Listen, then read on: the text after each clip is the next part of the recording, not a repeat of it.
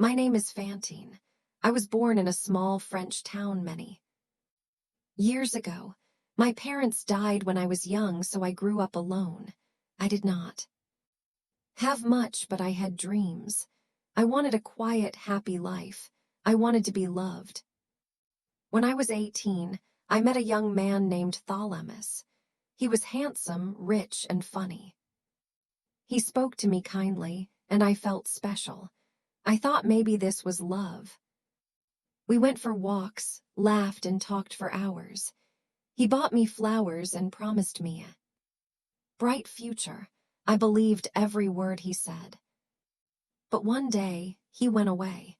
He said he was going back to Paris and that he would return soon. I waited for weeks, then months, but he never came back. He left me with something he did not know about. A baby girl. When I looked at her for the first time, I cried. She was small, beautiful, and perfect. I named her Cosette. I did not have family or money, but I had my little girl. She became my whole world. I worked wherever I could, washing clothes, cleaning houses, doing small jobs. Every time I looked at Cosette, I smiled again. Even when I was tired, I said to myself, for her, I can do anything. But life became harder. People looked down on me because I had no husband. In those days, women like me were judged and treated badly. Some people refused to give me work. I tried to hide my pain, but my heart was heavy. I wanted Cosette to have a better life, a safe life, so I made a difficult choice. One morning, I left my small town with Cosette in my arms. I walked for many miles through rain and cold wind, searching for a place where someone could take care of her while I worked. I reached a village called Malfure, where a small inn was run by a man named Monsieur Thénardier and his wife, Madame Thénardier. They had 2 daughters, Epony and Alma, who looked healthy and happy. The inn was noisy and full of people, but I saw laughter there. Maybe I thought my little girl could be safe here. I asked Madame Thénardier, would you take care of my daughter? I must find work in another town. She looked at Cosette and smiled. A cold smile. She said, of course, poor dear. We will treat her like our own. She told me I could pay a little money every month for food and care. I believed her. I kissed Cosette and whispered, I'll come back soon, my little one. Be good. And remember, Mama loves you. Cosette held my dress and cried, Mama, don't go. But I had no choice. I walked away crying too. Every few steps, I turned around to see her face one more time. It was the hardest thing I ever did. I found work in a big town called Monter. I worked in a factory that made glass and jewelry. The owner was a kind man, Miss Medeline. He was rich but good to poor people, and he gave jobs to many women like me. I worked long hours, but I was happy because I could send money every month. For Cosette, I sent letters and asked, how is my little girl? Is she well? Does she smile? Madame Thénardier always wrote back, she is happy, but she needs more clothes, more medicine, more money. So I worked harder and sent more, but I did not know the truth. The Thénardiers were cruel. They made Cosette work all day, washing floors, fetching water, and cleaning tables. She had no toys, no new dress, no warm bed. The Thénardiers kept all the money I sent. They laughed at her and called her names. Their own daughters wore pretty dresses and played, while Cosette worked and cried. Quietly, still she never complained. She whispered, Mama will come back. Mama will take me home. Back in Montreuil, sir, people began to talk about me. They whispered things behind my back. They said I had a child with no father. Some women were cruel and did not want me near them. One day, a lady from the factory told my secret to the manager. The next morning, he called me into his office and said, "You must leave. You can't work here anymore." I begged him, "Please, sir, I need this job. I have a child." But he didn't listen. He pushed a few coins into my hand and said, "Go." Now, that night I sat alone in my small room. I had no work, no food, no money, only pain. I thought of Cosette and her small hands. I prayed, "God, please take care of my little girl. Let her be warm tonight." I walked through the streets looking for help, but no one cared. People looked away when they saw my torn dress. I sold my few belongings, my clothes, my hair, even my teeth, just to send more money to Monter. I didn't care about myself anymore. I only cared about Cosette. Every time I sent money, I whispered, "Sleep well, my angel. Mama loves you." Winter came. The nights were cold, and I was often sick. Sometimes I couldn't walk far, but I pushed myself. I dreamed of the day I would see Cosette again. Her face kept me alive. Before I continue rest of the story, please like, subscribe, share, and tell me where you are listening from. Your support means a lot to me. Now, let's continue. After I lost my job, the days became dark and long. I woke up each morning with no reason. Only hunger in my stomach and pain in my heart. My small room was cold and the walls were thin. I could hear the rain outside, but I had no money for firewood. Sometimes I sat by the window and watched people passing on the street. They looked warm and happy, wearing good clothes and smiling. I thought about the time when I had a job, when people talked to me with respect. Now no one looked at me. When they did, it was with disgust, as if I was less than human. I still sent money to Ma for May whenever I could. I stopped eating so that I could send one more coin. I sold my hair when I could not find food. Then I sold my teeth when my landlord wanted rent. Every small thing I lost made me weaker, but each time I thought of my little Cosette, I said to myself, just one more day, one more try. The winter that year was cruel. My clothes were thin and the snow fell without mercy. One night I was so cold that I could not feel my fingers. I went to the market to beg for work, but the shopkeeper told me to leave. "Go away," he said. "I don't help women like you." I wanted to cry, but I kept walking.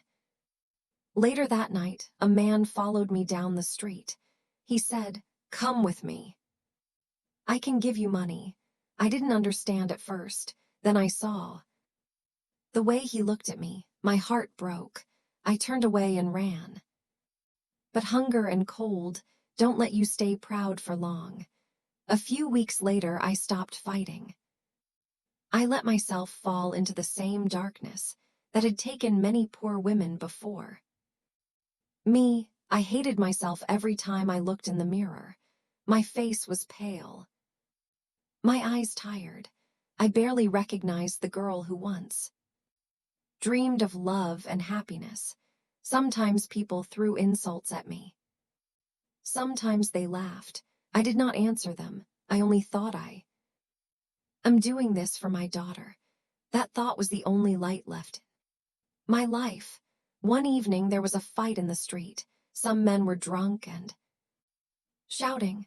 A policeman came running and started asking questions. When he saw me standing there, he thought I was part of the trouble. He grabbed my arm roughly and said, "You again, Fantine. You are always in the wrong place."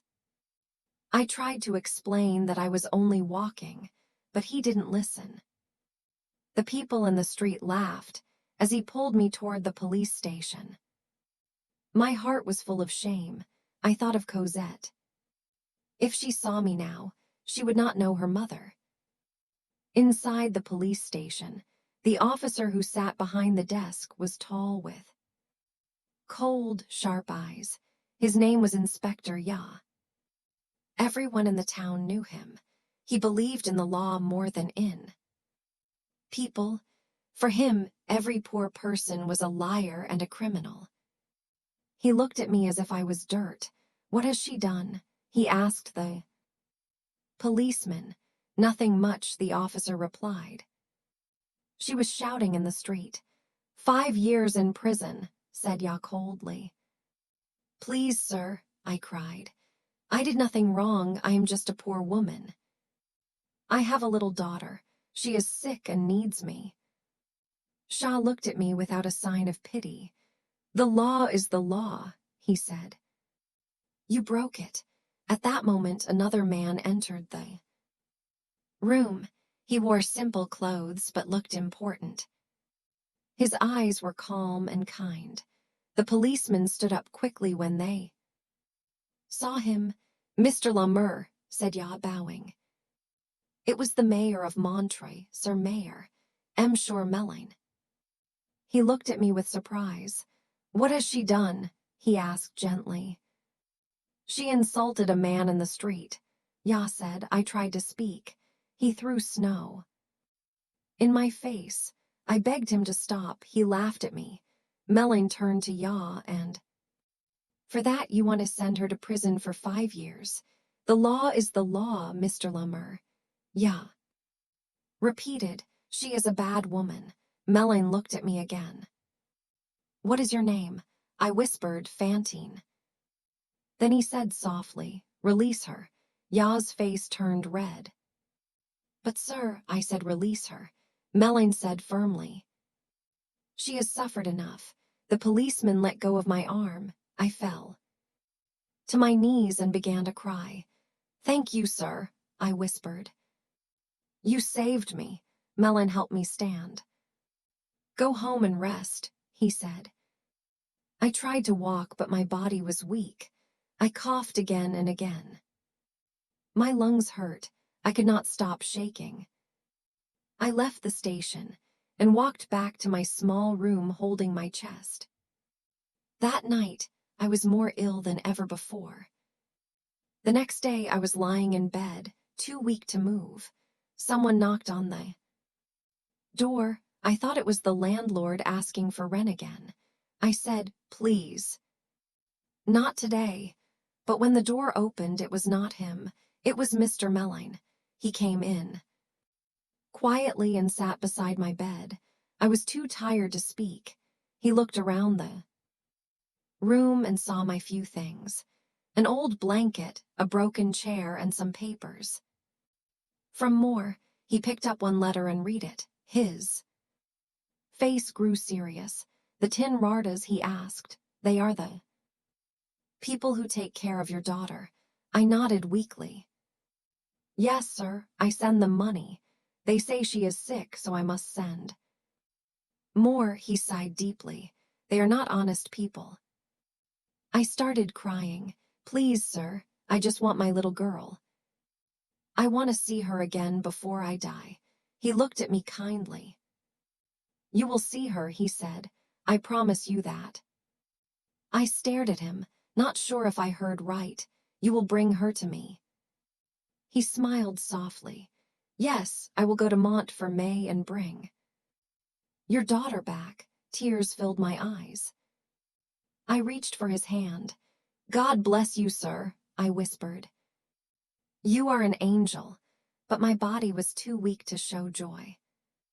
I coughed again, this time with blood on my hand. He looked worried. "You need a doctor," he said. "No," I whispered. "I only need to see my child." He stood up and called for help. Soon, a nurse came and cleaned the room. She brought food and water. For the first time in months, I felt cared for. Days passed and I grew sicker. Every time the door opened, I hoped to see Cosette, but she did not come. One night I had a dream. I saw her running toward me, wearing a white dress, laughing under the trees. I called her name, Coette, but she ran away into the light. When I woke, my heart ached with both pain and hope. While I was lying sick, a strange thing happened in the town. A man was arrested in another village. The police said he was a thief, a dangerous criminal named Jean Valjean, who had escaped from prison.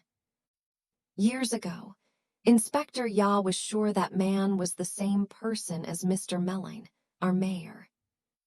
He went to the mayor's office and said, "I know who you are. You are Jean Valjean," but Ya was wrong about many things. He believed only in punishment, not in change. The mayor in truth was Jean Valjean, but he was not a criminal anymore. He had changed his life and become a good man. He had helped many poor people, given jobs to hundreds, and saved lives. Still, he was haunted by his past. After Ya's words, Valjean knew he could not hide anymore. He left town quietly, but before leaving, he went to see me one last time. I was lying in bed, breathing slowly. When I opened my eyes, I saw him. "Set," I whispered, thinking he had brought her. "Not yet," he said gently. "But I will find her. I give you my word." I smiled weakly. "You are very kind. Tell her I love her." "I will," he said. I wanted to say more, but my voice was gone. He held my hand until I fell asleep. The next morning, the nurse found me cold and still. My face looked peaceful. The suffering was over. Later that day, Jean Valjean stood by my bed for a long time. He looked at me and said quietly, "I promise, Fantine, I will take care of your little girl." Then he covered my face with a cloth and left the room, tears in his eyes. Outside, the snow was falling again, just as it had the night I lost everything, but this time there was something different. The world had taken Fantine, but her love would live on through her child and through the man who had seen her pain. Jean Valjean kept his promise. He went a Merm to find Cosette to give her the life her mother had dreamed of. The story of Fantine's suffering was not the end. It was the beginning of a new life for her daughter. The road to Monter was long and cold. Jean Valjean walked quietly through the snow, thinking about the woman he had promised to help.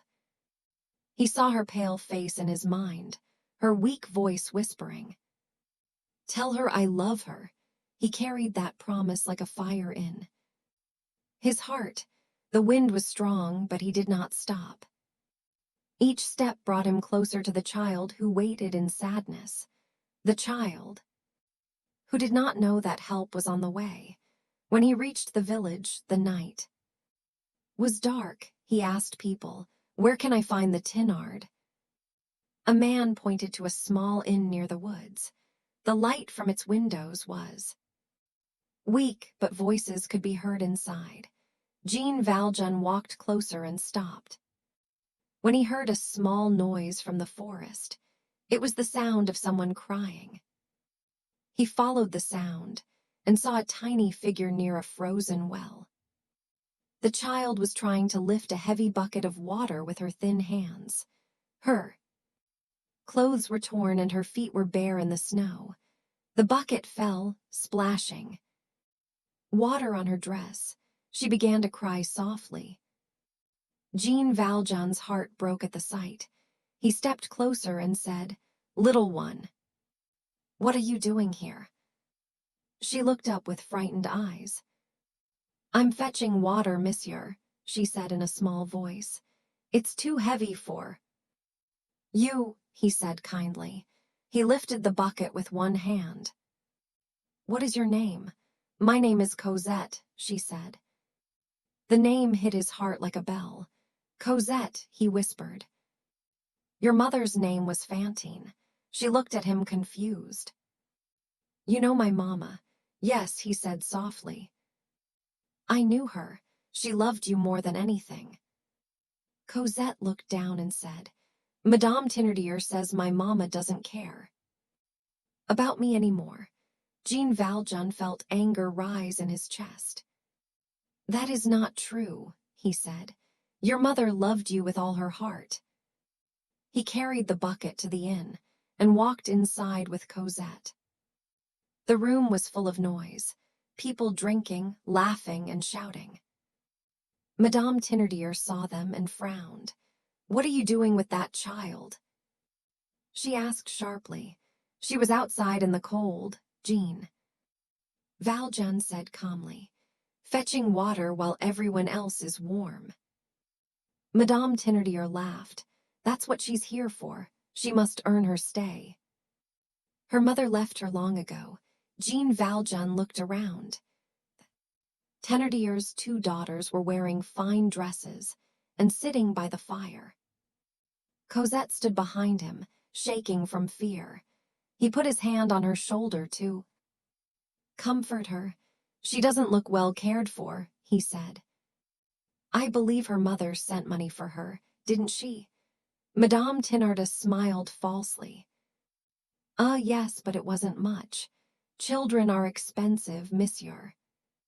She eats a lot. Cosette lowered her eyes. She knew she ate almost nothing. Jean Valjean took out his wallet and placed a gold coin on the table. Here, he said quietly. This should help. Madame Thénardier's eyes widened. Oh. Monsieur, you are very kind. Have a seat. Perhaps you want dinner, some wine. No, thank you, said Valjean, but I would like to buy something for this little girl. Does she have a doll? Madame Thénardier laughed again. A doll, she? Of course not, dolls are for my girls. She's just a servant. Jean Valjean looked around and saw a beautiful doll on a chair, a doll with bright eyes and a pink dress. He walked to it, picked it up, and handed it to Cosette. Here, my dear. This is for you. Cosette froze. She looked at the doll as if it were magic. She had never touched one before. Her lips trembled and her eyes filled with tears. For me, she whispered. Yes, he said gently, for you. She held the doll tightly, afraid someone would take it away. Madame Thénardier forced a smile, pretending to be pleased, but her eyes showed anger. Oh, she doesn't need such things, she said quickly. Jean Valjean looked at her calmly. I think she does. Later that night, when everyone else went asleep, Cosette sat in a corner with her doll in her lap. Jean Valjean watched her quietly. She looked small and fragile, but there was a light in her eyes, the same light Fantine once had. The next morning, he spoke to Madame Thénardier again. I would like to take the child with me. He said her mother has passed away. She belongs with me now. Madame Thénardier looked surprised. Take her. Oh no, monsieur, she helps me. She can't go. He placed more gold coins on the table.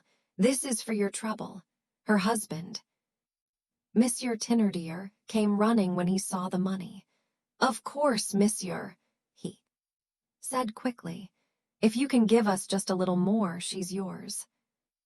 Jean Valjean took out his purse again and placed several more coins on the table. Now she's free, he said.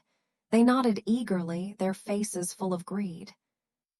Cosette watched, not fully understanding what was happening. Jean Valjean turned to her and smiled. Come, my dear, it's time to go. Cosette stood still for a moment. Madame will be angry, she whispered. She won't hurt you again, he said softly. You're safe now. He took her hand, and they walked out of the inn together. The morning air was cold but bright. Cosette looked up at the sky, holding her doll close. For the first time in her life, she felt warm. As they walked away from the village, Jean Valjean told her stories to make her smile. He talked about cities, flowers, and sunshine. Cosette listened quietly, holding his hand tightly. She still did not know who he really was, but she felt safe beside him. That night, they reached another town and stayed at a small inn. Cosette fell asleep quickly, her doll beside her. Jean Valjean sat by the window watching the stars. He thought about Fantine and whispered, "She's safe now, Fantine. I kept my promise." From that day on, Jean Valjean became both father and mother to Cosette. He worked hard and stayed hidden from the police who were still searching for him. Inspector Ya had learned that the mayor of Montreux had disappeared, and he guessed that Valjean had escaped again. But Jean Valjean cared only about one thing now: protecting Cosette. Years passed, and Cosette grew into a young woman. She studied, learned to read, and smiled often. The sadness that once filled her eyes slowly disappeared. She never forgot her mother, but she learned that love can take many forms. Jean Valjean never told her everything about his past, but she knew he was a good man. Sometimes she asked, "Was my mother beautiful?" Jean Valjean smiled softly. "Yes," he said, "very beautiful. She loved you more than anyone in this world." Cosette would hold his hand and say, "Thank you for bringing me home." Whenever she said those words, he felt peace in his heart. One spring morning, they visited a small garden filled with flowers. The air was sweet and warm. Cosette sat under a tree reading. Jean Valjean looked at her and thought of Fantine. In his mind, he saw her smiling, the same smile that now lived on her daughter's face. He knew that life had been cruel, but he also knew that love had won in the end. Fantine's life was full of pain, but her love had created light. That light now shone in Cosette. Jean Valjean whispered to himself, "She is safe, Fantine. Your little girl is happy." And for the first time in many years, he smiled without sadness. The story of Fantine and her little girl was not just about sorrow. It was about love that never dies, even after the body is gone. It was about a mother's sacrifice and a man's promise, both stronger than fear, hunger, or death. As the sun set that evening, Cosette closed her book and said, "Father, look at the sky. Isn't it beautiful?" Jean Valjean looked up and saw the golden light on the clouds. "Yes," he said softly, "it's beautiful. Just like your mother's heart." Cosette smiled, not fully understanding. But she felt something warm inside her, a love that had started long before she could remember, a love that had saved her. And somewhere beyond the clouds, perhaps, Fantine was watching, her heart finally at peace, seeing her little girl safe, loved, and